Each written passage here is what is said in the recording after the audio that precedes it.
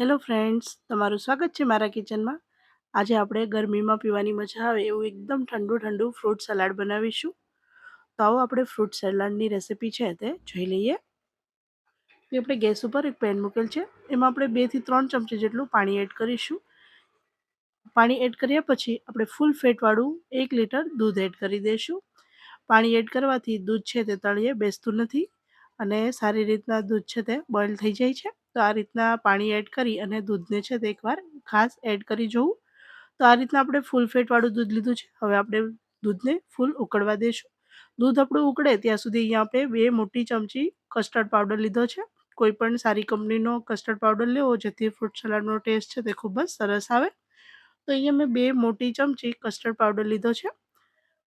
Vanilla ફ્લેવરનો custard powder આપણે અહીંયા લીધો છે. તમે બટરસ્કોચ કે કોઈ પણ ફ્લેવરનો કસ્ટર્ડ પાવડર છે તે યુઝ કરી શકો છો.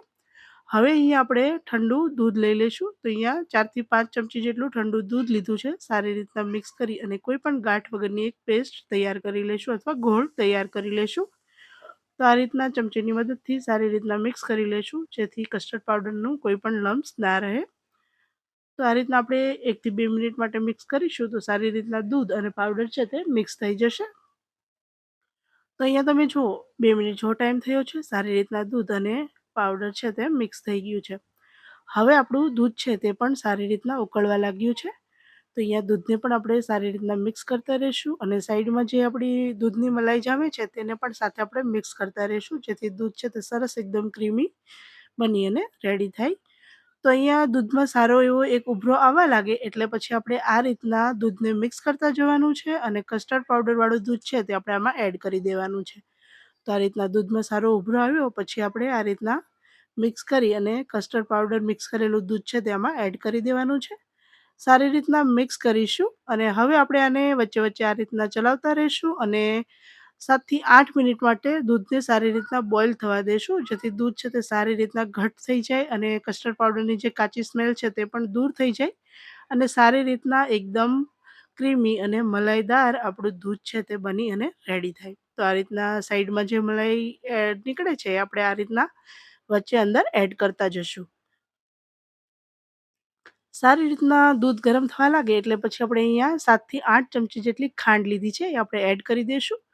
જેટલી ખાંડની જરૂર હોય એના કરતાં 1 થી 2 ચમચી ખાંડ છે તે આપણે ઓછી ઉમેરવાની છે કેમ કે આપણા ફ્રૂટ છે તે પણ એમાં થોડી નેચરલી મીઠાશ હોય છે. એટલે ફ્રૂટ સલાડનું જે આપણે દૂધ છે એ થોડું આપણે ઓછું મીઠું રાખવાનું છે જેથી ફ્રૂટ એમાં મિક્સ થાય તો સારી રીતના બંનેનો ટેસ્ટ છે તે બેલેન્સ થાય. તો આ રીતના પછી તમારા ટેસ્ટ પ્રમાણે તમારે જેટલું તમને મીઠું પસંદ હોય એ પ્રમાણે તમે વધારે કે ઓછું કરી શકો છો.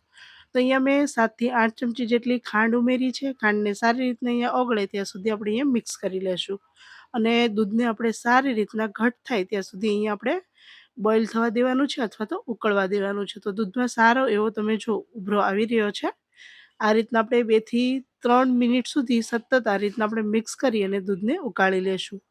એટલે આપણું દૂધ છે તે સારી રીતના એકદમ ઘટ અને ક્રીમી બની અને રેડી થઈ જશે. તો આ રીતના હું તમને ચમચી વડે દૂધની કન્સિસ્ટન્સી ચેક કરાવું તો તમે જો આ રીતના આપણું દૂધ છે તે કંઈક આ રીતના ઘટ બની ગયું છે. હવે આપણું દૂધ છે તે અહીંયા રેડી છે. હવે આપણે ગેસની ફ્લેમ બંધ કરી દઈશું અને અહીંયા દૂધને છે તે આપણે ઠંડુ થવા માટે મૂકી દઈશું. પહેલાં આપણે બહાર એને થોડું નોર્મલ ઠંડુ થવા દઈશું અને પછી ફ્રીજમાં આપણે એને ફૂલ ઠંડુ થવા માટે મૂકશું. દૂધ આપણું ઠંડુ થાય ત્યાં સુધી આપણે અહીંયા ફ્રૂટ કટિંગ કરીશું. તો ફ્રૂટમાં અહીંયા છે સફરજન છે, ચીકુ છે, દાડમ છે, દ્રાક્ષ છે અને કેળા છે. તમને જે કોઈ ફ્રૂટ વધારે પસંદ હોય એ તમે આમાં એડ કરી શકો છો. જે ના પસંદ હોય એ સ્કીપ પણ કરી શકો છો. તો અહીંયા બધા ફ્રૂટને આપણે નાના કટિંગમાં કટ કરી લીધું છે. તમે જોઈ શકો છો આપણે બધા ફ્રૂટને સારી રીતના કટ કરી લીધા છે. અને જે આપણું કસ્ટર્ડવાળું દૂધ છે એને પણ આપણે 2 કલાક જેવું ફ્રીજમાં મૂકી દીધેલું હતું એટલે આપણું દૂધ છે તે પણ સારી રીતના ઠંડુ થઈ ગયું છે. હવે આપણે એ દૂધમાં બધા ફ્રૂટ છે તે એડ કરીશું. તો અહીંયા દૂધ તમે જુઓ આપણે સારી રીતના ઠંડુ કરી લીધું છે. એકવાર સારી રીતના મિક્સ કરી લઈશું જેથી ઉપર જે મલાઈ એડ થઈ હોય એ સારી રીતના મિક્સ થઈ જાય. હવે આપણે એમાં આ બધાય ફ્રૂટ છે તે એડ કરી દઈશું. તો આ રીતના આપણે બધા ફ્રૂટ એડ કરી દેવાના છે. તમે આમાં સ્ટ્રોબેરી જો પસંદ હોય તો એ પણ એડ કરી શકો છો. બીજા કોઈ પણ ફ્રૂટ તમને વધારે પસંદ હોય એ એડ કરવાના, અને આમાંથી કોઈ ના પસંદ હોય તો તમે તેને સ્કીપ પણ કરી શકો છો.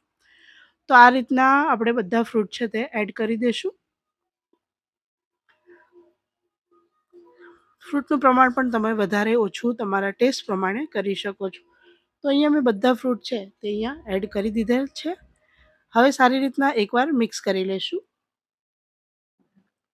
તો તમે જોઈ શકો છો સારી રીતના આપણે અહીંયા મિક્સ કરી લેવાનું છે. તો આપણું ફ્રૂટ સલાડ છે તે અહીંયા રેડી છે. પણ હજી આમાં હું એક વસ્તુ ઉમેરીશ. જો એ વસ્તુ છે તે ટોટલી ઓપ્શનલ છે, તમને પસંદ હોય તો ઉમેરવાનું, બાકી તમે સ્કીપ કરી શકો છો. તો અહીંયા હું થોડા ડ્રાયફ્રૂટ ઉમેરું છું. જો તમને પસંદ હોય તો તમારે એડ કરવાના છે, બાકી સ્કીપ પણ કરી શકો છો. તો આ રીતના ડ્રાયફ્રૂટ એડ કરવાથી ફ્રૂટ સલાડનો ટેસ્ટ છે તે ખૂબ સરસ આવે છે. અને ફ્રૂટ સલાડ ખાતા ટાઈમે આ જે કાજુ અને બદામનો જે ક્રન્ચીનેસ છે તે બહુ સરસ લાગે છે. તો એકવાર આ રીતના ડ્રાયફ્રૂટ જરૂર એડ કરવા, અને જો તમને ના પસંદ હોય તો તમે સ્કીપ પણ કરી શકો છો. તો ઉનાળામાં ખાવાની મજા આવે એવું ખૂબ જ ટેસ્ટી અને એકદમ ઠંડુ ઠંડુ ફ્રૂટ સલાડ બની અને રેડી થઈ ગયું છે.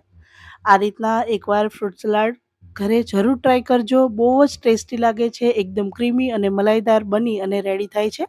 તો તમે જોઈ શકો છો ખૂબ જ ટેસ્ટી, એકદમ ક્રીમી મલાઈદાર આપણું ફ્રૂટ સલાડ બની અને રેડી છે. હું તમને અહીંયા સર્વ કરીને પણ બતાવું છું. તો તમે જોઈ શકો છો આપણે અહીંયા ડિશવોશેબલ ગ્લાસમાં આપણે એને સર્વ કરવાના છીએ. તો આ રીતના એકવાર ફ્રૂટ સલાડની રેસિપી છે તે જરૂર ટ્રાય કરવી, અને મને કોમેન્ટ કરી જણાવજો તમને મારી આજની રેસિપી છે તે કેવી લાગી. ફરી મળીશું આપણે નવા વિડીયો સાથે. ત્યાં સુધી ચેનલ ઉપર નવા હોય તો ચેનલને સબસ્ક્રાઈબ કરજો. વિડીયો પસંદ આવે તો વિડીયોને લાઇક કરજો. ફ્રેન્ડ્સમાં શેર કરવાનું ભૂલશો નહીં. અને અત્યારે ઉનાળાની સિઝનમાં એકવાર આ રીતના ફ્રૂટ કસ્ટર્ડ બનાવાય, અને મને કોમેન્ટ કરજો તમને મારી આજની આ રેસિપી છે તે કેવી લાગી. ફરી મળીશું, ત્યાં સુધી આવજો.